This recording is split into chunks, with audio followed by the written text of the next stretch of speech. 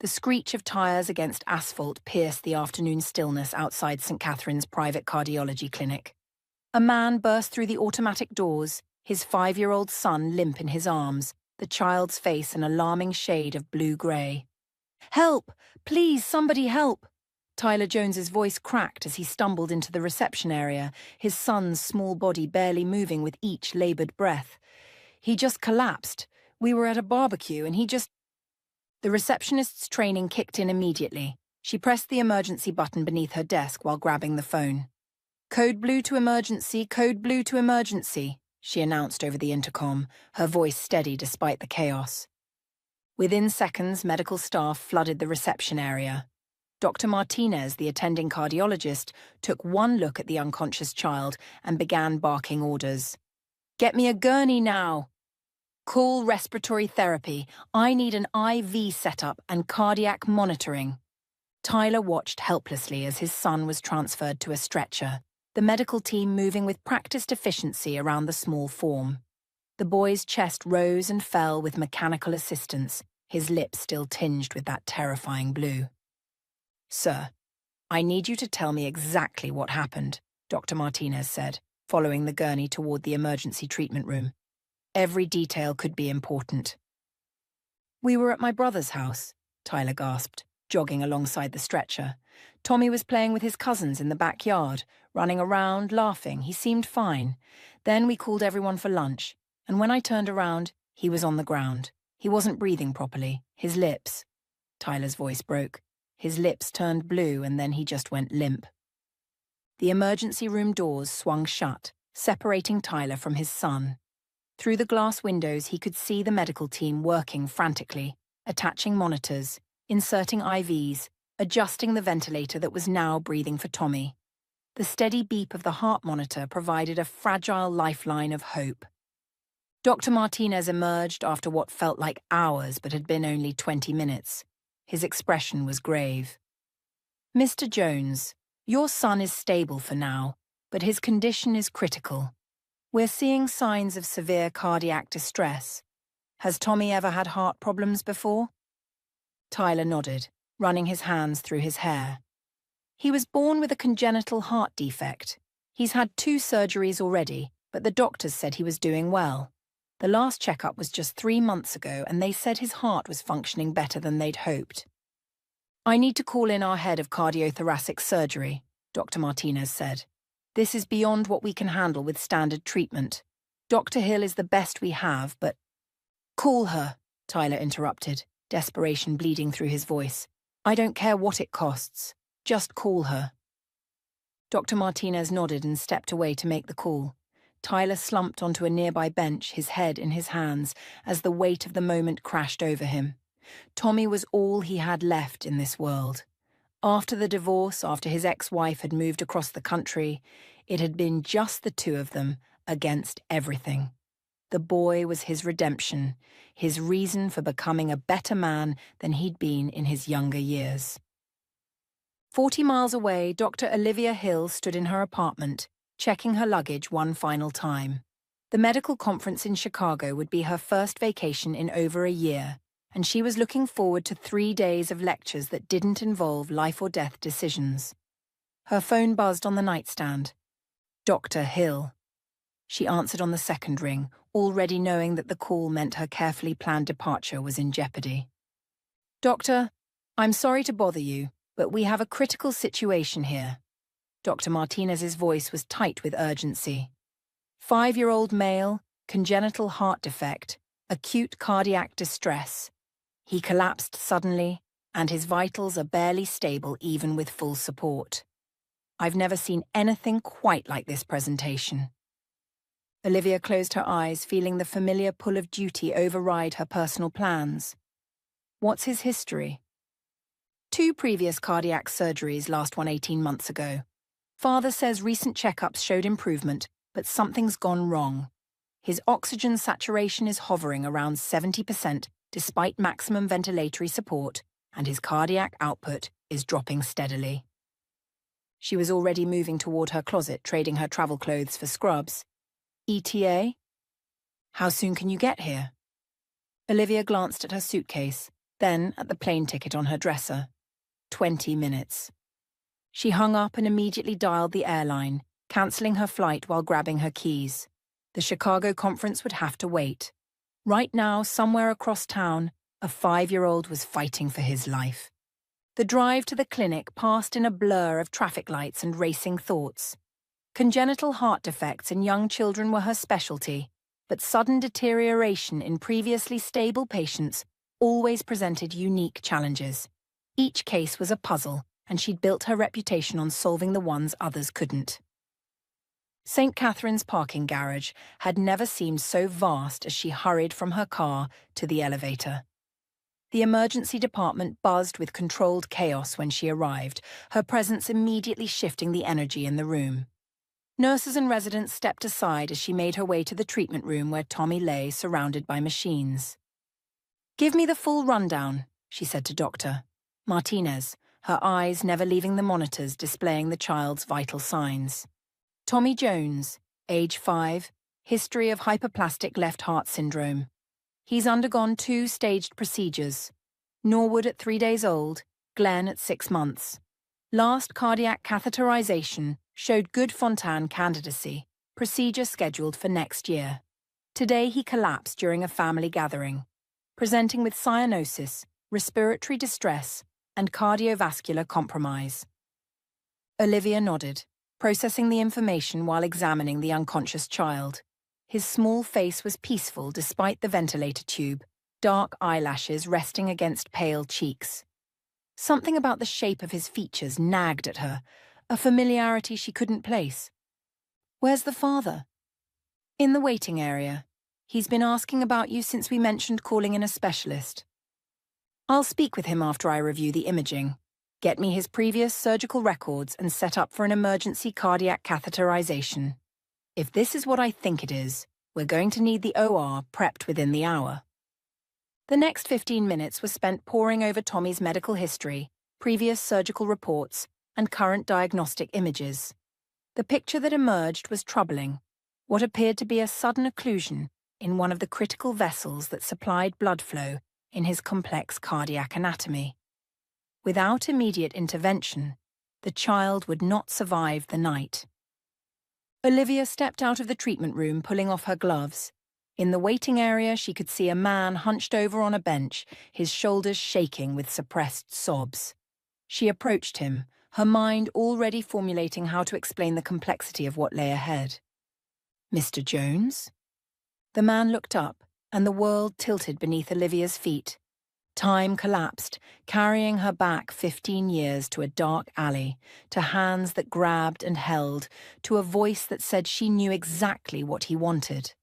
The face had aged, carried lines of worry and responsibility that hadn't been there before, but the eyes were unmistakable. Tyler Jones, the man who had changed the trajectory of her entire life in a single night of violence. Tyler's eyes widened with recognition, a sharp intake of breath betraying his shock. For a moment, neither of them moved, the weight of their shared history filling the space between them like a toxic fog. But Olivia had spent 15 years becoming someone who could function under pressure, who could separate personal trauma from professional duty. She straightened her shoulders and stepped closer, her voice steady and clinical. "Mr. Jones, I'm Dr. Hill. I need to discuss your son's condition with you." Tyler searched her face desperately, looking for any sign that she remembered, that this moment was as earth-shattering for her as it was for him. But Olivia's expression remained professionally neutral, her focus apparently entirely on the medical situation at hand. Is Tommy going to be okay?" Tyler's voice was barely above a whisper. "Your son has a very serious condition. The blood flow through his reconstructed heart has been compromised, likely due to a clot or stenosis in one of the key vessels. He needs immediate surgery, one of the most complex procedures we perform. The operation will take several hours, and I won't lie to you about the risks involved." Tyler's hands trembled as he processed her words. "But you can save him? You can fix this?" Olivia looked at him directly for the first time, her dark eyes meeting his. In that moment, Tyler saw something flicker across her features, a brief crack in her professional armor that told him she knew exactly who he was. "Mr. Jones," she said quietly, her voice carrying a weight that had nothing to do with medicine. "Your son's condition has nothing to do with anything that happened in the past. He's an innocent child who deserves every chance at life. You don't need to worry about that." The words hit Tyler like a physical blow. She remembered. She knew exactly who he was, and yet she was still here, still willing to fight for his son's life. The magnitude of her professionalism, her ability to separate his past actions from Tommy's needs, left him speechless. Before he could respond, Olivia turned and began walking back toward the treatment area. "We'll be taking him to surgery within the next 30 minutes. A nurse will give you the consent forms and explain what to expect. This will be a long night, Mr. Jones." Tyler watched her retreating form, seeing in her confident stride the successful surgeon she'd become, so different from the frightened young woman he'd encountered all those years ago. As the treatment room doors closed behind her, he was left alone with the crushing weight of recognition and the desperate hope that the woman he'd once hurt so deeply would now be the one to save what mattered most to him in the world. Inside the treatment room, Olivia leaned against the wall for just a moment, allowing herself to feel the tremor in her hands before pushing it down. She had work to do. A child's life hung in the balance, and 15 years of professional excellence hadn't been built by allowing personal demons to interfere with patient care. But as she began preparing for the most challenging surgery of her career, she couldn't shake the bitter irony that fate had placed Tommy Jones's life in her hands, the son of the man who had haunted her dreams and driven her to become the surgeon she was today. The operating room beckoned, sterile and bright, where the past would have to wait while she fought to save the future of an innocent child. The OR preparation room hummed with controlled activity as Olivia scrubbed her hands with methodical precision. Each movement was automatic, muscle memory built over thousands of surgeries, but her mind was fracturing between the present moment and a night 15 years ago that had changed everything. "Focus," she commanded herself, watching the antiseptic solution foam between her fingers. "Tommy Jones is your patient. Nothing else matters right now." But even as she repeated the mantra, memories crashed over her like waves against a crumbling seawall. 15 years earlier, the campus library had been Olivia's sanctuary, a place where the pre-med textbooks made sense and her future felt attainable. At 22, she was older than most of her classmates, having worked for 3 years after high school to save money for college. Every dollar mattered when you were supporting yourself and helping care for a blind grandmother. Her part-time job at the campus bookstore paid barely above minimum wage, but it was work she could do between classes. That Thursday evening in October, she'd stayed late doing inventory, not finishing until nearly 10 o'clock. The campus was quiet, most students either studying or already out at parties. Olivia had taken the shortcut through the academic quad dozens of times, but something felt different that night. Maybe it was the broken streetlight near the chemistry building, or the way the autumn wind carried sounds strangely. When she saw the 3 figures walking toward her from the direction of the fraternity houses, instinct told her to change course. She turned down a narrow passage between buildings, thinking it would lead to the main campus road. Instead, it dead-ended at a maintenance area, trash dumpsters forming walls on either side. By the time she realized her mistake, it was too late. "Well, well, look what we found," the voice came from behind her. Tyler Jones stepped into the alley opening, blocking her escape route. Even in the dim light, she could see his confident smile, the kind that came from never having been told no by anyone who mattered. His 2 friends flanked him. She recognized one as his fraternity brother, Kevin, from her statistics class. "Please," Olivia said, backing toward the brick wall. "I just want to go home." "Oh, we know what you want," Tyler said, moving closer. "You've been watching us in the student union, haven't you? Following us around campus." I don't know what you're talking about. Her voice came out smaller than she intended. Don't play dumb. Girls like you always want guys like me. You're just too shy to ask for it. The words hit her like a slap. That's not true. I've never... Sure you have. Tyler's hand shot out, grabbing her wrist. And tonight's your lucky night. What followed was a blur of terror and helplessness. Her dress, the blue one her grandmother had sewn for her 20th birthday, tore when she tried to pull away. The rough brick wall scraped her back. Voices telling her to stop fighting, to just accept what was happening. The smell of beer and cologne and something else, something that would make her nauseous for years afterward. When it was over, they left her crumpled against the dumpster, alone and broken. The walk home took forever. Her grandmother's house was only 6 blocks from campus, but every shadow seemed to hide another threat. By the time she reached the front porch, she'd managed to wrap her coat around the worst of the damage to her dress. Olivia? Is that you, dear? Wendy's voice came from the living room where she sat listening to the late-night radio program. Yes, Grandma. I'm home. You're later than usual. Everything all right? Olivia paused at the bottom of the stairs, looking at her grandmother's gentle face. Wendy had raised her since she was 12, never complaining about the burden, never making her feel unwanted after her parents died. How could she add this trauma to an old woman's worries? Just had to work late. I'm going to bed now. In her room, Olivia sat on the edge of her narrow bed and stared at her reflection in the dresser mirror. The girl looking back seemed like a stranger, hair dishevelled, makeup smeared, a bruise already forming on her cheek. She pulled the ruined dress over her head and stuffed it into the back of her closet, then stepped into the shower and scrubbed her skin until it was raw. That night, she cried silently into her pillow, muffling the sound so her grandmother wouldn't hear. The days that followed blurred together in a haze of normalcy that felt surreal. She attended classes, worked her shifts at the bookstore, studied for exams. On the surface, nothing had changed, but inside she felt like she was slowly drowning. Sleep became elusive. Every unexpected sound made her jump. She found herself taking longer routes across campus to avoid the spots where she might encounter Tyler and his friends.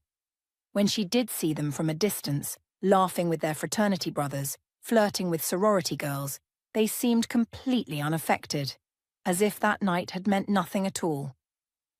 2 weeks later, Wendy cornered her in the kitchen. Olivia, sit down.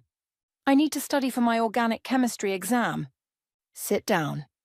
Her grandmother's voice carried the authority that came from decades of teaching elementary school. Something's wrong, and don't try to tell me otherwise. I may be blind, but I'm not deaf. You've been crying yourself to sleep every night. Olivia sank into the kitchen chair, her defenses crumbling. Grandma.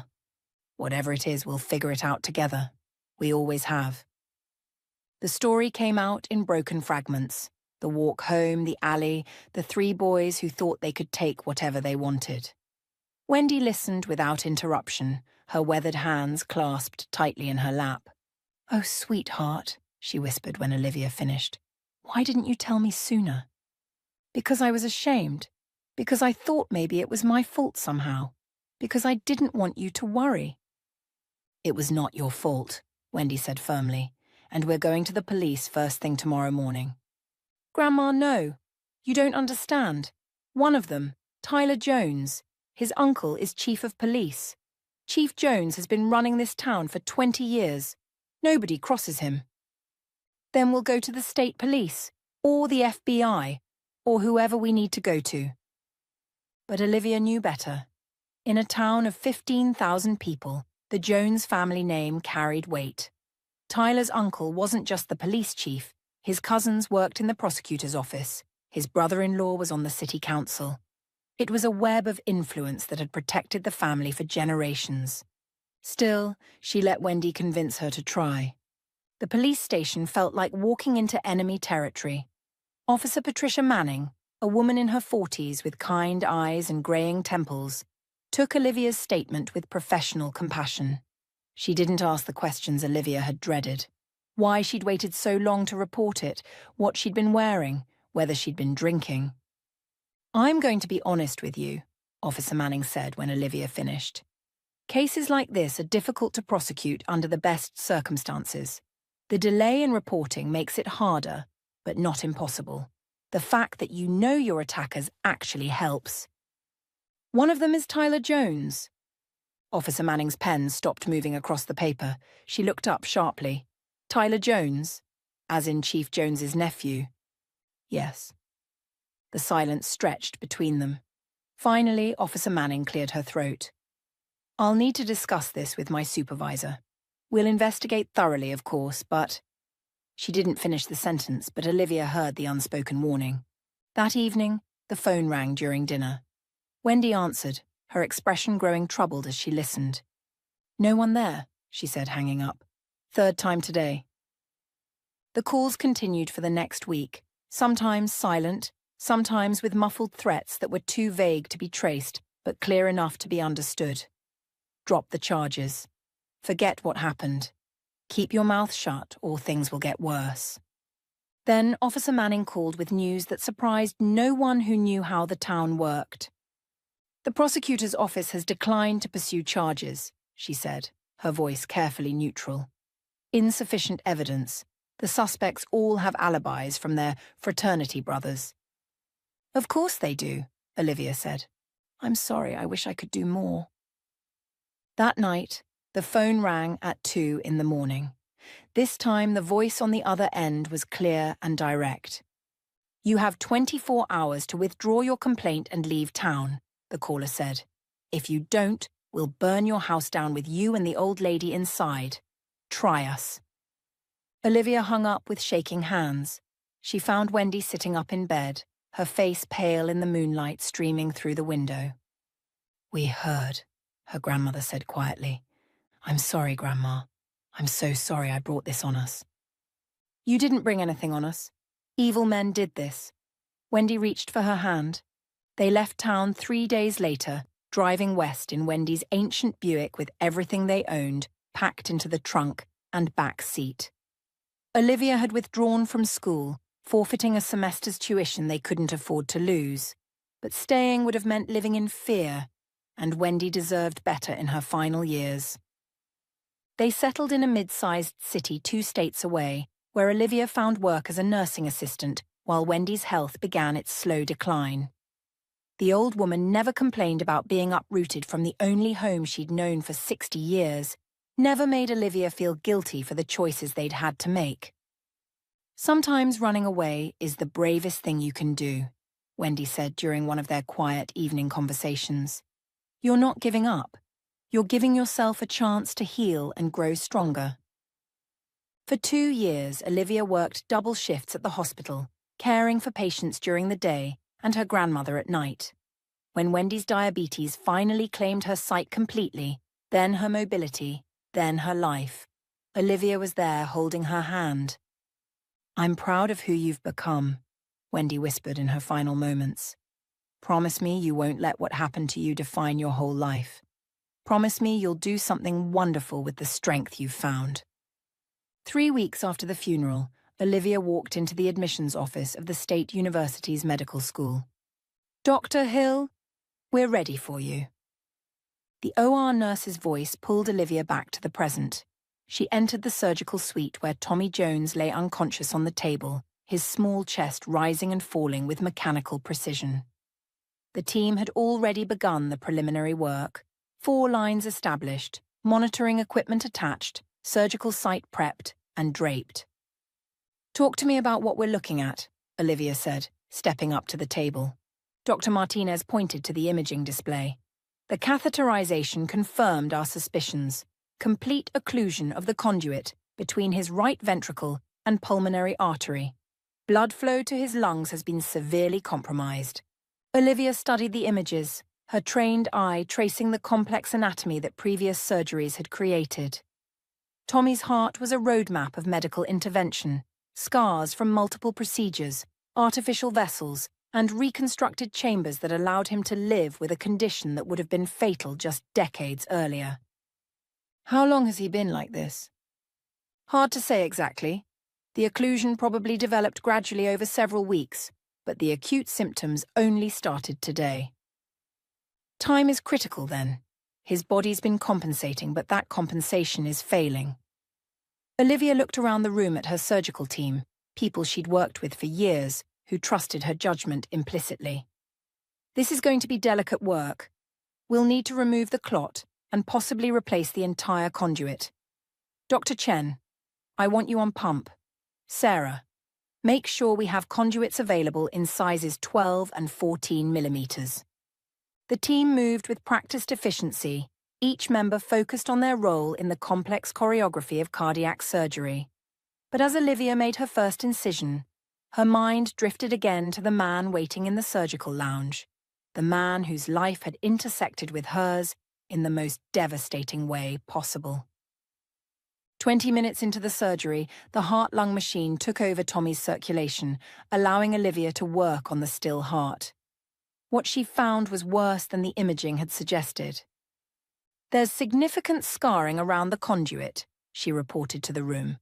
More than we expected from his previous surgeries. This is going to require complete reconstruction of the outflow tract. It was delicate work, requiring the steady hands and absolute focus that had made her reputation. One wrong move, one miscalculation, and Tyler Jones would lose his son. The irony wasn't lost on her. The man who had taken so much from her now depended entirely on her skill and professionalism to preserve what he loved most. As she worked, memories continued to surface like fragments of a fever dream. 5 years earlier, Dr. Olivia Hill had been at St. Catherine's for only 6 months when the first pediatric case arrived that would define her career. A newborn with the same condition Tommy had been born with, hyperplastic left heart syndrome. The baby's parents were young, terrified, facing the reality that their child would need multiple surgeries and might not survive to his first birthday. The good news, Olivia had told them during that first consultation, is that the surgical techniques for treating this condition have improved dramatically. Children who wouldn't have survived 20 years ago are now going to college, getting married, having families of their own. She'd performed the baby's first surgery herself, then the second, then the third. Each procedure was successful, each recovery a small miracle. Watching that child grow and thrive had confirmed what Olivia already knew. This was her calling. Helping children overcome the cardiovascular challenges they were born with gave her a sense of purpose that transcended her own trauma. Over the years, she'd built a reputation as one of the premier pediatric cardiac surgeons in the region. Families traveled hundreds of miles to seek her expertise. Medical students competed for the chance to observe her surgeries. She'd published papers, spoken at conferences, and mentored a new generation of surgeons. But she'd never married, never had children of her own. Colleagues assumed she was too dedicated to her career, too focused on her patients to make room for a personal life. The truth was more complicated. The trauma of that night 15 years ago had left invisible scars that never fully healed. She'd learned to function, to excel, to help others. But intimate relationships remained difficult. Trust a fragile commodity she couldn't easily extend. Her patients became her family, their recoveries her greatest joy. In the surgical suite, she felt whole and powerful, able to fix what was broken and give hope where there had been none. It was enough. It had to be enough. "Suction here," Olivia said, her voice steady despite the complexity of what she was attempting. "I need better visualization of the pulmonary arteries." The surgery had been underway for 3 hours. Tommy's new conduit was in place, but the connections required absolute precision. One leak, one imperfect suture line, and the child would be back in crisis within days. "How are his numbers, doctor?" "Chen?" "Stable. Blood pressure holding steady. Oxygen saturation good." Olivia nodded, making the final stitches that would determine whether Tommy Jones would have a chance at a normal childhood. As she worked, she thought about the waiting room where Tyler sat, probably staring at the clock, measuring his son's life in minutes and hours. She wondered what kind of father he'd become. The Tyler she remembered had been arrogant, entitled, Someone who took what he wanted without considering the consequences. But people could change, especially when they had something precious to protect. The desperate love she'd seen in his eyes when he carried his son into the clinic suggested a man transformed by responsibility and loss. "Beginning separation from bypass," she announced. "Let's see how this heart wants to work on its own." The critical moment in any cardiac surgery was when the heart-lung machine was turned off and the patient's own heart had to take over. Olivia watched the monitors intently as Tommy's reconstructed heart began to beat independently, pumping blood through the new pathways she'd created. "Rhythm looks good," Dr. Chen reported. "Pressures are stabilizing nicely." Olivia allowed herself a small smile. "Close him up, doctor." "Martinez, I think we've done good work tonight." As the surgical team began the process of closing Tommy's chest, Olivia stepped back from the table. The hardest part was over, but the real test would come in the hours and days that followed. She'd given Tyler Jones's son the best chance at life that modern medicine could provide. Whether that would be enough remained to be seen. "I'll speak to the family," she said, pulling off her surgical gown. "Keep me updated on his progress through the night." The walk from the OR to the surgical waiting room felt like a journey between worlds. From the sterile perfection of the surgical suite to the raw emotion of families in crisis. Tyler was exactly where she'd expected to find him, alone on a corner couch, his head in his hands. "Mr. Jones?"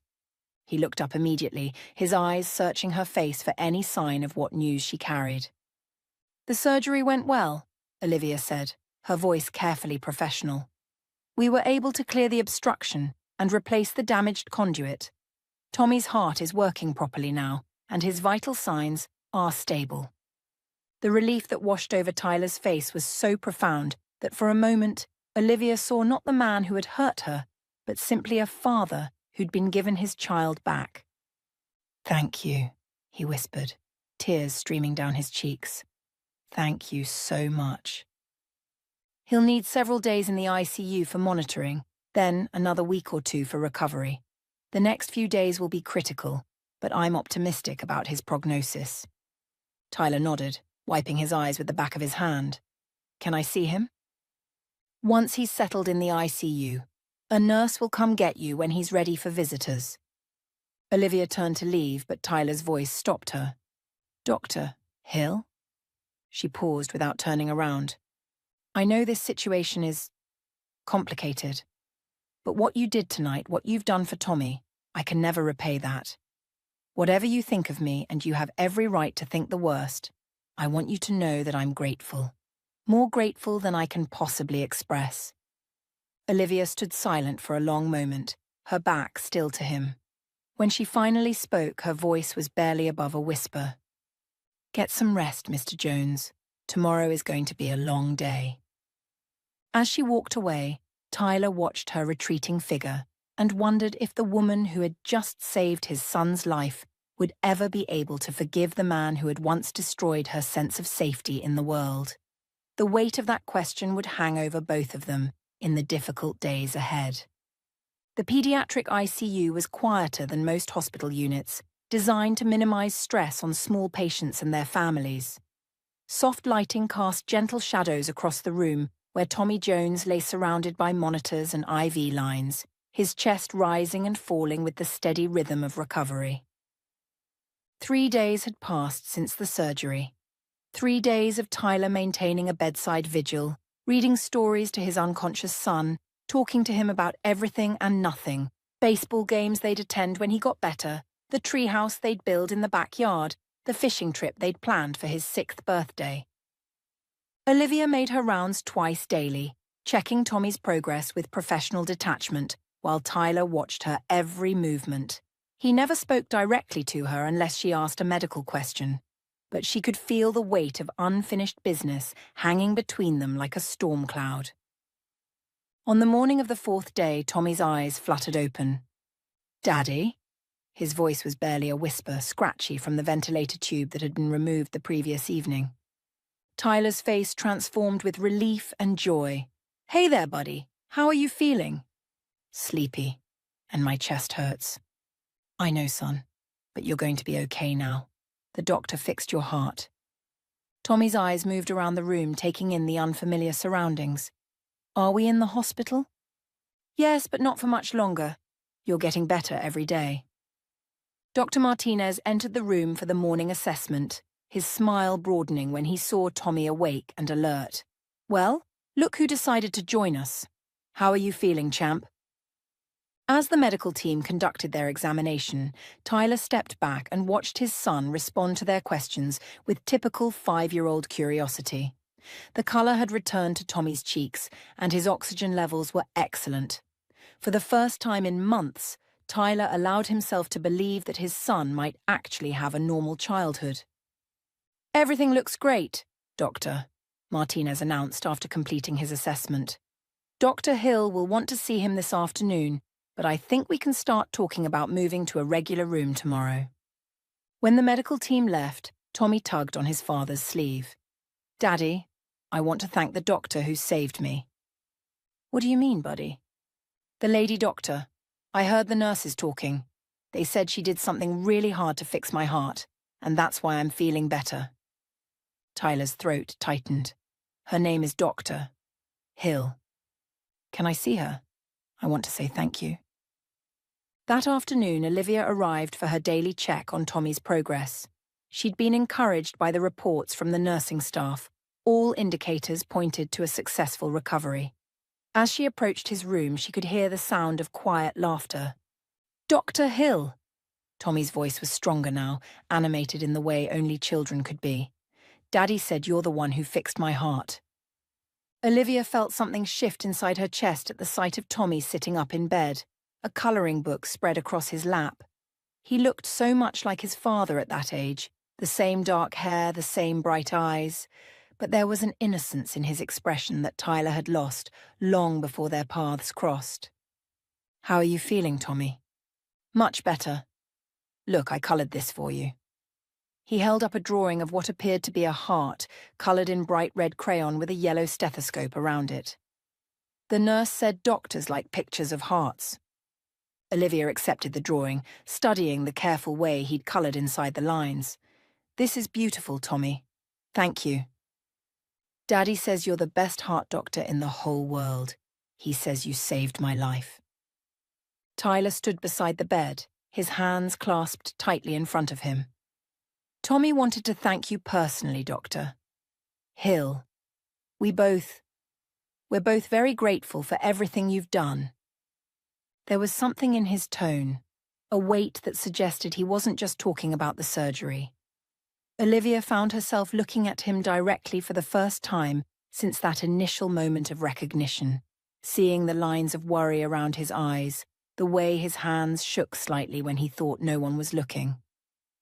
I'm just glad you're feeling better, Tommy, she said. Your heart is working perfectly now. Will I be able to play soccer again? Daddy promised we could sign up for a team when I got bigger. I think soccer sounds like a wonderful idea, but let's get you home and fully recovered first, okay? As Olivia completed her examination, Tommy chatted about his plans for when he got out of the hospital, the ice cream his dad had promised him, the new video game they'd been saving for a special occasion, the way he was going to show all his friends his surgery scar.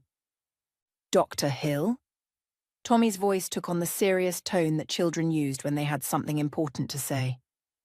My daddy told me that sometimes people do bad things when they're young, but they can become better people when they grow up. He said the most important thing is learning from your mistakes and trying to make up for them.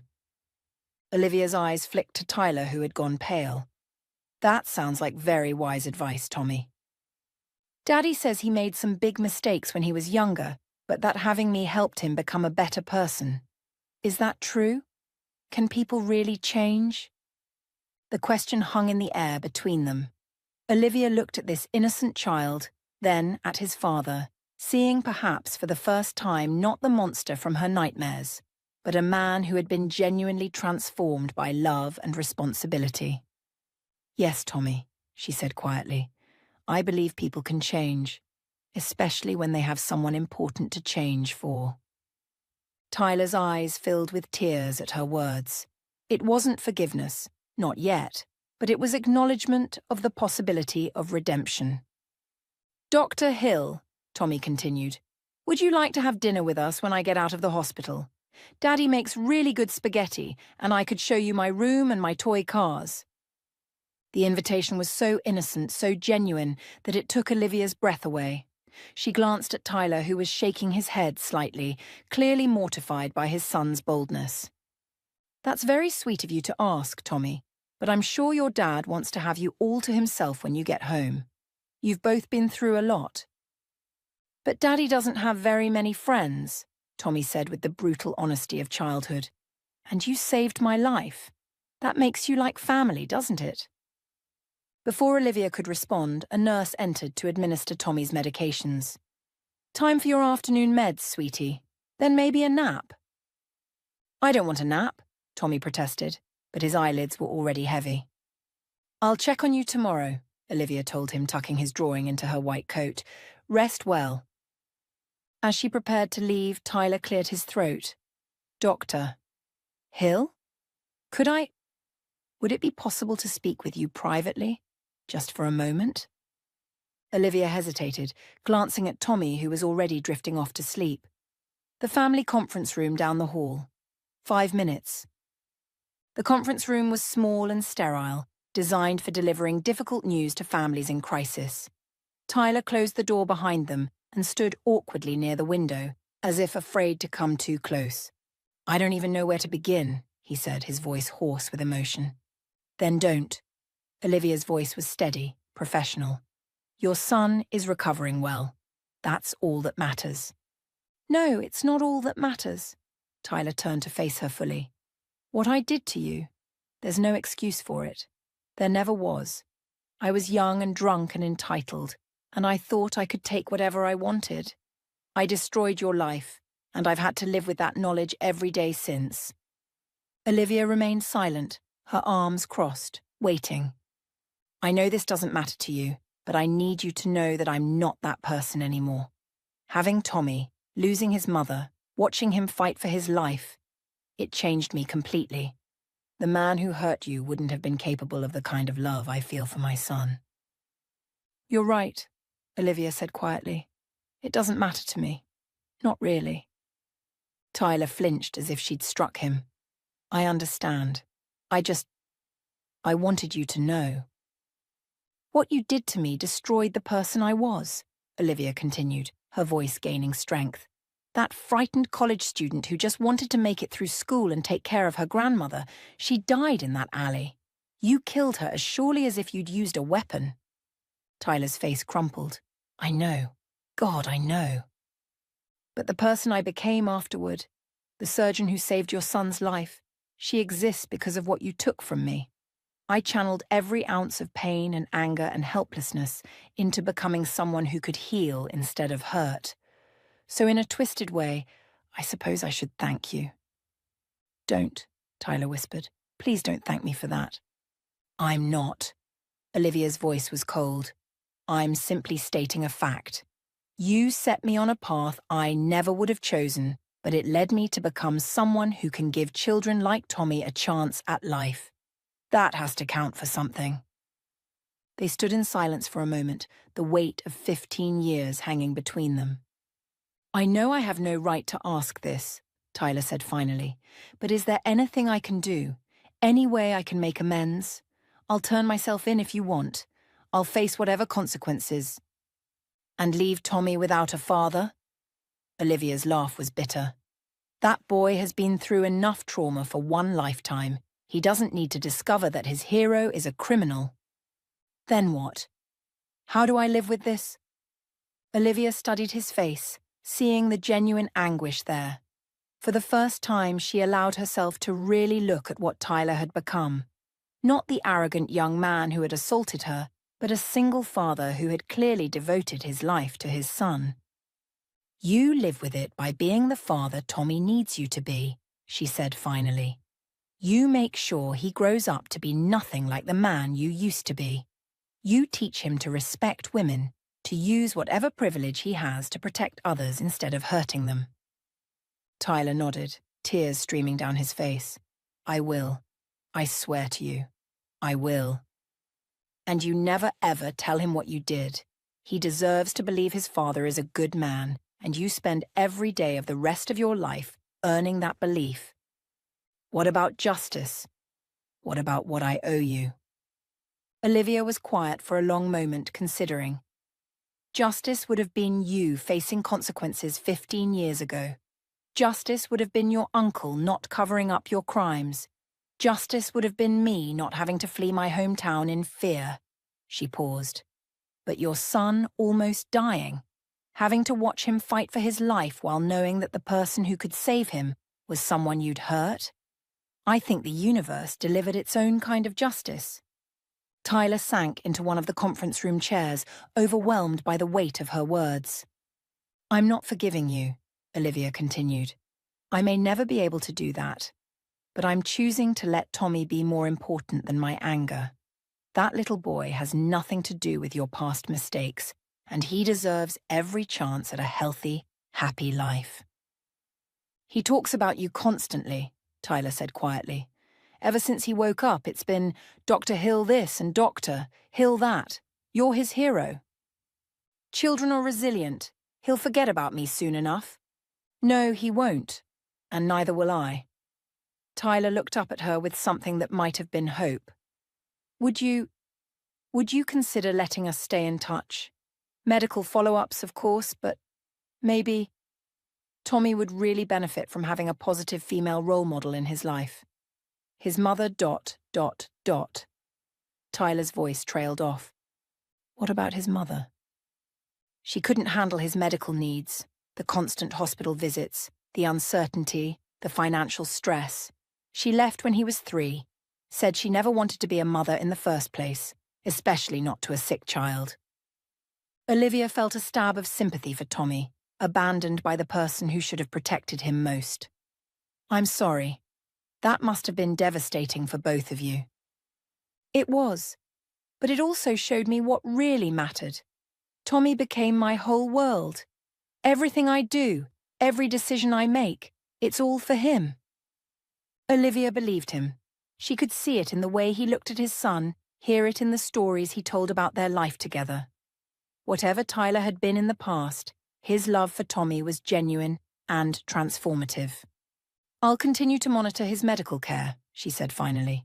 That's my professional responsibility. Beyond that, she shrugged, we'll see.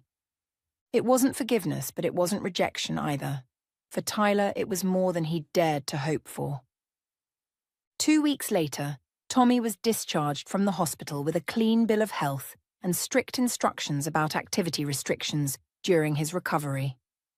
Olivia watched from her office window as Tyler helped his son into their car, Tommy clutching a new teddy bear the nurses had given him as a going-away present.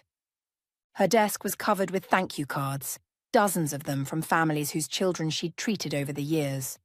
But tucked among them was Tommy's crayon drawing of a heart, which she'd had framed.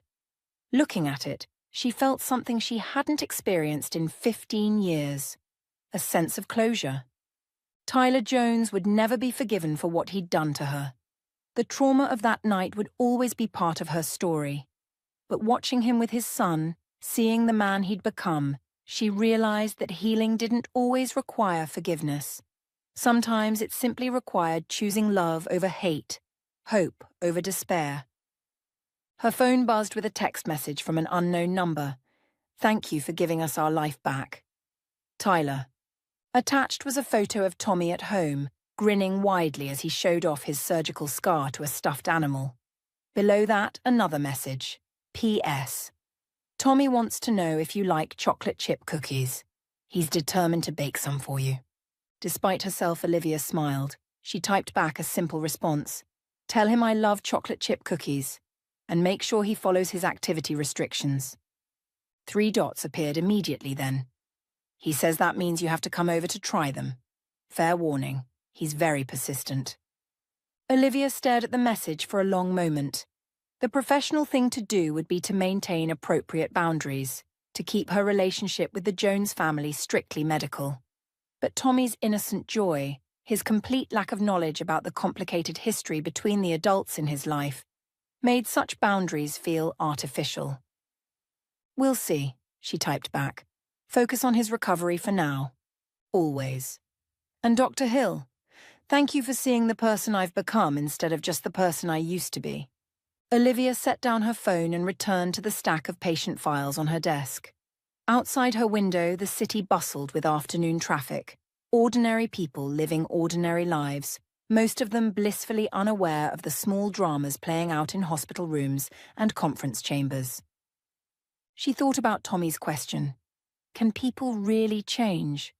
Looking at Tyler with his son, seeing the profound love and dedication there, she'd begun to believe the answer might be yes.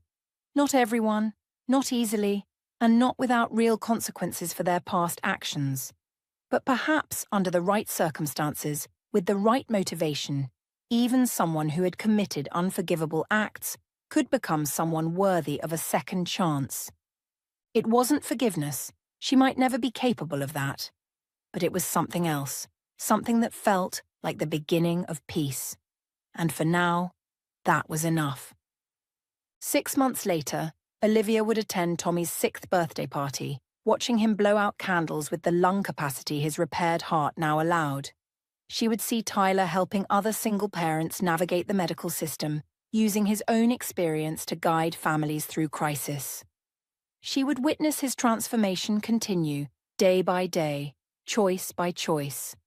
And gradually, without ever speaking the words aloud, she would come to understand that sometimes the most profound healing happens not through justice or revenge, but through the simple act of choosing life over death, hope over despair, and love over hate. The surgeon's hands that had repaired Tommy's heart had also, in their own way, begun to repair something broken in herself. And that, perhaps, was the most powerful surgery of all.